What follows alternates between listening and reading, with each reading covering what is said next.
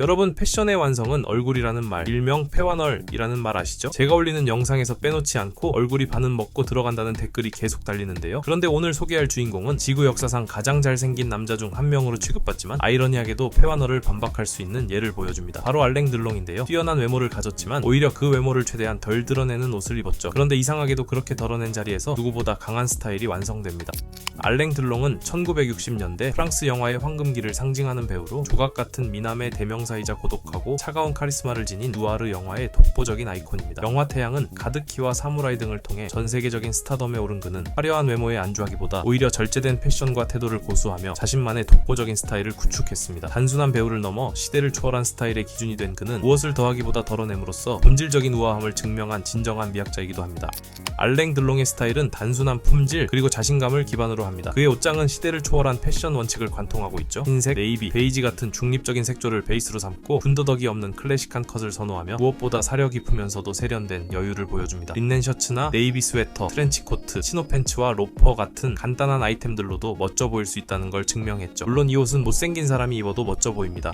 이런 알랭 들롱의 스타일을 깊이 이해하려면 그의 결을 봐야 합니다. 그는 거칠거나 자유분방하기보다 차갑고 정확합니다. 감정과 표정을 절제하며 모든 것이 통제된 상태에 가깝죠. 스타일도 마찬가지입니다. 프랑스를 대표하는 배우답게 더해서 만드는 게 아니라 프렌치 스타일로 지워서 남기는 방식입니다. 이 특징이 가장 극단적으로 드러나는 작품이 영화 사무라이와 암흑가의 세 사람입니다. 회색 수트, 흰 셔츠, 검은 타이와 트렌치 코트, 이게 전부입니다. 핏은 과하지 않고 디테일은 거의 없습니다. 이건 단순히 잘 입은 게 아니라 더 이상 손댈 필요가 없는 완벽한 상태라고 보는 게 맞습니다.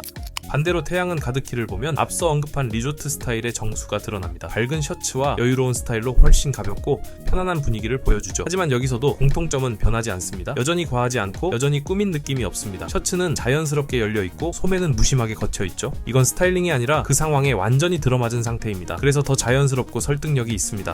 알랭 들롱을 대표하는 또 다른 아이템 한 가지가 있습니다. 바로 시계인데요. 그는 액세서리를 거의 사용하지 않지만 단정한 드레스 워치 하나로 조용히 균형을 잡습니다. 왜냐하면 그는 옷으로 자신을 설명할 필요가 없기 때문입니다. 보통 사람은 부족한 걸 채우려고 더하지만 그는 이미 충분하기 때문에 최소한만 남깁니다. 그래서 그의 스타일은 무엇을 더했느냐가 아니라 어디까지 남겼느냐에 가깝습니다. 그 시대 사람들이 그랬던 것처럼 단정하게 착용할 수 있는 드레스 워치 하나만 그의 손목에 존재하죠. 까르띠에던 몸에 메르시에던 브랜드는 상관없습니다. 물론 그가 메탈 시계를 착용하기도 했지만 개인적으로 그에게 훨씬 더 잘 어울리는 건 가죽 시계라는 생각이 드네요.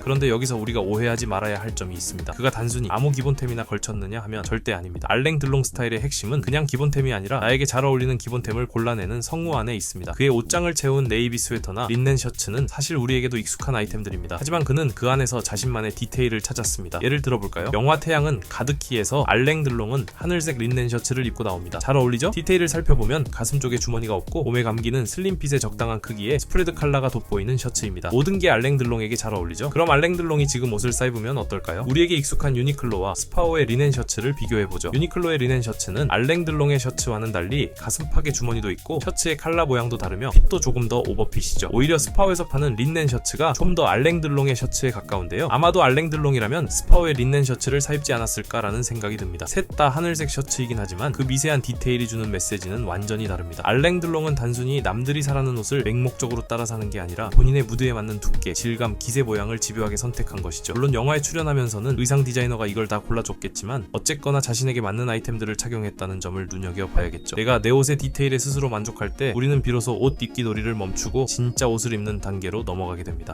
결국 알랭 들롱은 특정 스타일을 만든 사람이 아니라 어떤 옷을 입든 자신만의 원칙을 유지한 사람입니다. 과하지 않을 것, 눈에 띄지 않을 것, 하지만 나만의 디테일을 지킬 것. 이 원칙이 있기에 그의 스타일은 시대를 타지 않고 지금까지 유효하게 남아있습니다. 스타일은 더해서 완성되는 게 아니라 나를 알고 지워낼수록 또렷해지는 겁니다. 여러분도 오늘부터 더하기가 아닌 지우기를 시작해보시는 건 어떨까요? 구독과 좋아요는 여러분의 여유만큼이나 조용하지만 강력한 응원입니다.